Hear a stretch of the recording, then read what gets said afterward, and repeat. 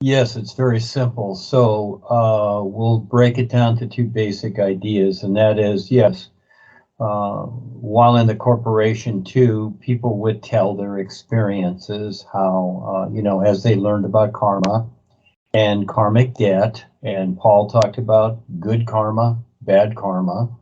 And so you've got these ideas, these opposites. And again, this is high school, remember what Paul brought. It's high school. And so, there were people that would share their experiences and say, well, I want to do this or that because I want to pay my karmic debt.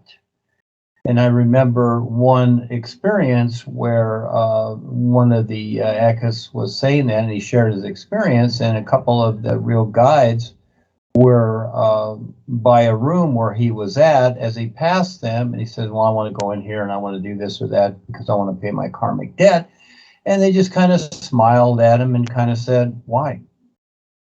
So, and then here's the second position. You see, with that first position, what you're doing is you're trying to fix the situation, which is understandable.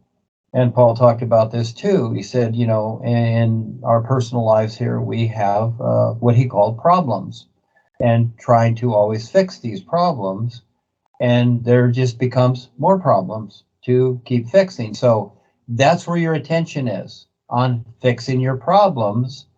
And this is kind of the way that society is set up to fix your problems, and also psychology and some of the spiritual paths and religion and whatever. It's to fix, make amends, or, ask for forgiveness or go to confession.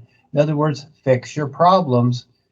Look at the attention, look at where your focus is. It's always on something physical, fixing it, and then you're happy for a while, but then all of a sudden something else comes along, which it always will, because that's cause and effect, agitation. It's constantly in motion, and things are going to constantly happen. Things are constantly turned over.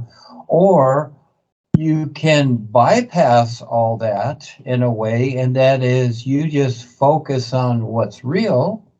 And again, the sun is an example of the isness.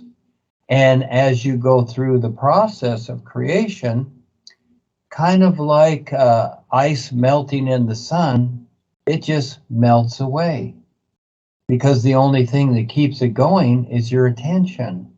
Yes. And so we all have to practice this.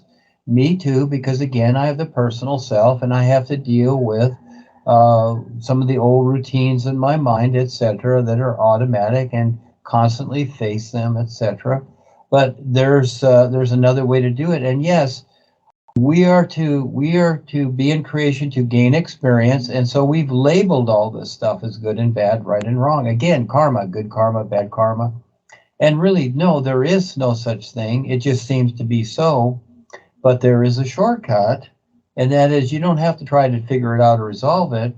Yes, you just learn to let it go and have a real focus for what makes sense, and let that take over.